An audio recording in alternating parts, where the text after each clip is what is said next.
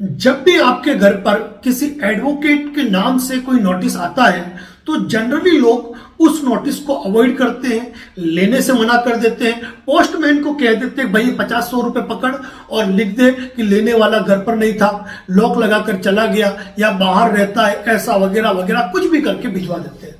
मैं इस वीडियो के माध्यम से आपको कहना चाहता हूं कि आपके घर पे चाहे कोई भी डाक है, चाहे वकील की डाक हो, चाहे कोर्ट की डाक हो या कोई भी पत्र है, वह आप जरूर लें। और जब आप उस डाक को नहीं लेंगे तो आपको पता ही नहीं चलेगा कि उस डाक के अंदर क्या था। और ऐसे कई मामले हैं जहां व्यक्तियों को वकील के नोटिस आते हैं और लोग उन नोटिस को इग्नोर करते हैं और वापस भिजवा देते हैं, तो उन्हें यही मालूम नहीं पड़ता है कि उस नोटिस के अंदर क्या था। जनरली आज बात कर रहे हैं हम 138 चेक बाउंस के मामले में कि जब आप वकील का नोटिस आपके घर पे आता है और आप जब नोटिस को पढ़ते हो कि अरे ये तो चेक बाउंस है, मेरा नोटिस था, मेरा चेक बाउंस हो गया, लेकिन मैं तो उस आदमी को जानता ही नहीं हूं जिसका नाम इस नोटिस में लिखा हुआ है। मैं वकील की बात नहीं कर रहा हूं, उस क्लाइंट की बात कर रहा हूं जिस क्लाइंट की ओर से वकील साहब ने नोटिस भेजा है। दूसरी बात, ये व्यक्ति तो मुझसे 50,000 मांग रहा था, इसने 5 लाख का चेक कैसे भर दिया। दूसरी बात कि ये व्यक्ति तो रहने वाला यहां का है और नोटिस मुझे पंजाब से क्यों आया है। ऐसी तमाम बातें आपको तब मालूम पड़ेगी जब आप उस नोटिस को खोलेंगे। हो सकता है वो बैंक का नोटिस हो सकता है वह किसी एनबीएफसी कंपनी का नोटिस हो सकता है किसी व्यवहार पेटे आपने किसी व्यक्ति से राशि ले रखी हो और राशि चुका भी दी हो, तब आपको नोटिस आया हो। तो ऐसी अवस्था में यदि आप ये पाते हैं कि सामने वाला व्यक्ति वास्तव में आपसे पैसा मांग रहा है और उसने नोटिस भेजा है और आपको उसकी राशि का भुगतान करना है, तो आप उस व्यक्ति को राशि का भुगतान करें। उसी नोटिस पे आप उस व्यक्ति से राशि प्राप्त करने की रिसीविंग ले और अपने चेक और रिटर्न मेमो उससे वापस ले लें।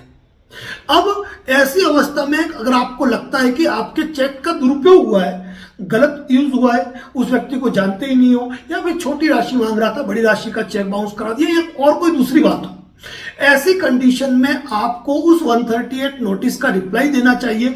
यह सबसे बड़ी बात है। अगर आप नोटिस का रिप्लाई नहीं देते हो तो यह आपके लिए माइनस हो सकता है। अब मान लीजिए नोटिस आ गया, आपने नोटिस का जवाब भी दे दिया, लेकिन 2, 4, 6, 8 महीने या 12 महीने बाद, साल 1.5 साल बाद यदि आपको कोर्ट से समन आता है तो इसका मतलब यह है कि व्यक्ति ने आपके खिलाफ 138 एनआई एक्ट का चेक बाउंसिंग का मुकदमा दायर कर दिया है। तो ऐसी अवस्था में आपको चाहिए कि आप कोर्ट में जाए। अगर समन मिला है तो कई लोग कहते हैं यार समन मिला है, मैं अभी क्यों जाऊं, मैं तो जाऊंगा जब मुझे कोर्ट का वारंट आएगा। तो ऐसा बिल्कुल नहीं करना है। यदि आपके चेक का दुरुपयोग हुआ तो आपको जब नोटिस मिले उसी समय आपको नोटिस का जवाब देना है, सामने वाले को 15 दिन का टाइम देना है और आपने जो चीज लिखी है कि आप हमारा चेक वापस लौटा दीजिए, नहीं तो मैं आपके खिलाफ कानूनी कार्रवाई करूंगा। ऐसी स्थिति में जब व्यक्ति चेक नहीं लौटाता है तो आपको उसके खिलाफ कानूनी कार्रवाई भी करनी चाहिए। लेकिन यहां पर एक बात कहूंगा मैं, अगर सामने वाली पार्टी जेन्युइन है और पैसा मांग रही है और आपके पास पैसा नहीं है तो ऐसी अवस्था में आप वक्त ले सकते हो और वैसे भी कोर्ट प्रोसेस में आपको वक्त मिलता ही है, ऐसी कोई तनाव की बात नहीं है। तो समन आपको कोर्ट आ गया, कोर्ट का समन आने पे आप सोचते हो कि वारंट आएगा तब जाऊंगा, यह गलती आपको नहीं करनी है। समन आ गया या अवेलेबल वारंट आ गया, आपको कोर्ट में अपीयर होना है और अपनी जमानत करवा देनी है। जमानत करवाने के बाद आपको कोर्ट से सर्टिफाइड कॉपी लेनी है। व्यक्ति ने जो कंप्लेंट फाइल की, उसने जो एफिडेविट फाइल किया, उसने जो डॉक्यूमेंट फाइल किए, उन सब की आपको सर्टिफाइड कॉपी लेनी है। और इसके बाद आपकी जमानत के बाद आपको आरोप सारांश सुनाया जाएगा, चार्ज फ्रेम किया जाएगा और उसके बाद सामने वाला व्यक्ति अपना एविडेंस एफिडेविट पेश करता है, साक्ष्य का शपथ पत्र, और उस साक्ष्य शपथ पत्र के बाद मुख्य परीक्षा होती है और मुख्य परीक्षा में दस्तावेज प्रदर्शित होने के बाद आपके जो एडवोकेट्स हैं वह सामने वाले व्यक्ति से क्रॉस एग्जामिन करते हैं। और यह ध्यान रखिएगा कि क्रॉस एग्जामिन किसी भी केस का एक महत्वपूर्ण बिंदु है, यानी कि सामने वाले व्यक्ति ने जो कंप्लेंट फाइल की है वह कंप्लेंट कितनी सच्ची है, आपके पर्सनल रिलेशन उस व्यक्ति के साथ क्या थे, क्या आपके साथ जो ट्रांजैक्शन हुआ था उसी ट्रांजैक्शन को शो किया गया है, क्या आपने उस ट्रांजैक्शन के बाद कोई व्यक्ति को राशि लौटाई है? बहुत सारी बातें हैं। तो इस मैटर में क्रॉस एग्जामिनेशन आपको अपने वकील साहब के साथ बैठकर तैयार कराना चाहिए कि रियल स्टोरी क्या है और सामने वाले ने अपनी स्टोरी क्या मेंशन की है। क्या सामने वाले व्यक्ति की इतनी वर्थ है, उतनी औकात है, उतनी हैसियत है कि आपको इतना पैसा दे पाए? क्या उसने इतना पैसा आपको दिया था?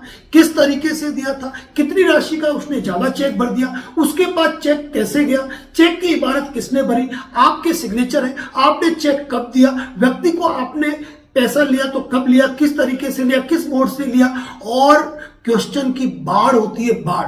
और सबसे बड़ी बात यह है कि किसी भी केस में जो जीतने का आधार होता है चेक बाउंस का, वह उस फाइल के अंदर ही होता है, उस पत्रावली के अंदर ही होता है।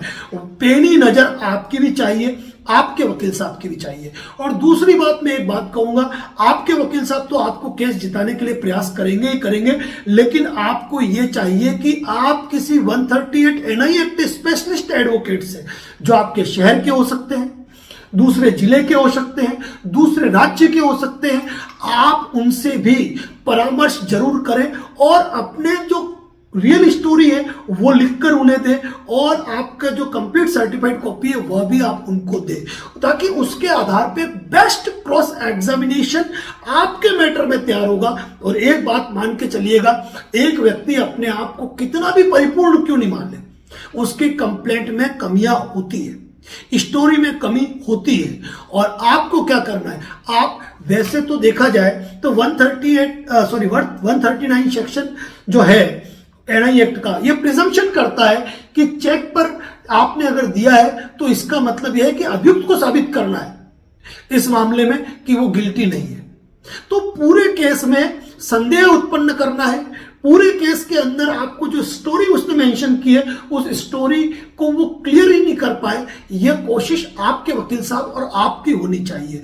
138(9) भले ही प्रिजम्पशन करता है कि चेक जिसके पास में है वह इसका मतलब राशि मांगता है, लेकिन इसका मतलब यह नहीं है कि इस उपधारणा का खंडन नहीं हो सकता है। इस उपधारणा का खंडन आपके क्रॉस एग्जामिनेशन क्वेश्चन के आधार पे होगा। इसीलिए मैं प्रत्येक उस अभियुक्त को यह सलाह दूंगा, यदि आपके खिलाफ किसी ने भी 138 NI एक्ट का मुकदमा किया है तो आपके वकील साहब के साथ बैठकर आपको क्रॉस एग्जामिनेशन की बेहतर तैयारी करनी चाहिए। और साथ ही सबसे बड़ी बात क्या है, सबसे बड़ी बात यह है कि आपको किसी दूसरे वकील साहब से मिलकर भी अपने केस के मैटर में क्रॉस एग्जामिनेशन के क्वेश्चन तैयार कराने चाहिए। और यदि आप परिवादी हो और आपका क्रॉस एग्जामिनेशन होना है तो आपको अपने वकील साहब के साथ बैठकर क्रॉस एग्जामिनेशन की पूरी तैयारी आमने सामने बैठकर करनी चाहिए। और यदि आपको लगता है कि आपके वकील साहब ने तो आपको तैयारी करा दी, लेकिन क्या आप उस क्रॉस एग्जामिनेशन के अंदर टिक पाओगे, तो इस मामले में भी आप अपने शहर के, दूसरे जिले के या दूसरे राज्य के एडवोकेट से अपनी पूरी फाइल देकर और उसके साथ रियल स्टोरी क्या है, यदि आप परिवादी है तो आप उनसे कहें कि वो आपसे क्रॉस एग्जामिनेशन क्वेश्चन करें और कोशिश करें कि आपको कंफ्यूज कर दे। यदि आप परिवादी हैं तो भी आपके लिए चीज बहुत महत्वपूर्ण है, और यदि आप एक्यूज्ड हैं तो भी ये चीज बहुत इंपॉर्टेंट है, क्योंकि परिवादी का जब क्रॉस एग्जामिनेशन होता है तो क्या क्या क्वेश्चन आ सकते हैं, वो क्वेश्चन आगे से किस रूप से पलट सकते हैं, आपके दिए हर सवाल के आधार पर एक नया सवाल बनता है। इसीलिए क्रॉस एग्जामिनेशन में बहुत सोच समझ कर, चाहे परिवादी हो या फिर एक्यूज्ड हो, यहां पर एक बहुत ही अच्छी तैयारी जरूरी है। यदि इस मामले के अंदर यदि आप किसी भी रूप से यदि हमसे कोई सजेशन चाहते हैं तो आप निश्चित रूप से फोन करके बातचीत कर सकते हैं। आप परिवादी हो या एक्यूज्ड हो, हमारे द्वारा कोशिश की जाएगी कि हमारे अनुभव और ज्ञान के आधार पर आपको बेहतर जानकारी दी जाएगी।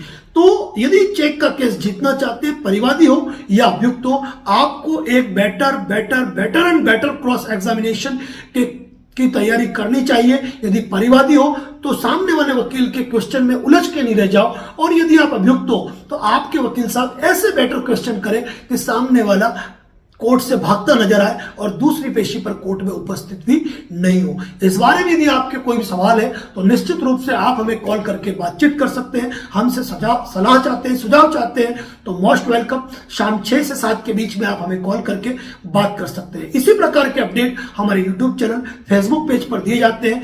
प्रत्येक अपडेट पाने के लिए यदि फेसबुक पर देख रहे हैं तो आप हमें फॉलो करें, और यूट्यूब पर देख रहे हैं तो आप हमारे चैनल को सब्सक्राइब जरूर करें और अपने दोस्तों को ये वीडियो जरूर शेयर करें ताकि जो भी इस मुसीबत में फंसा है उनको एक बेटर जानकारी मिल सके। धन्यवाद। जय हिंद, जय भारत, जय मेवाड़।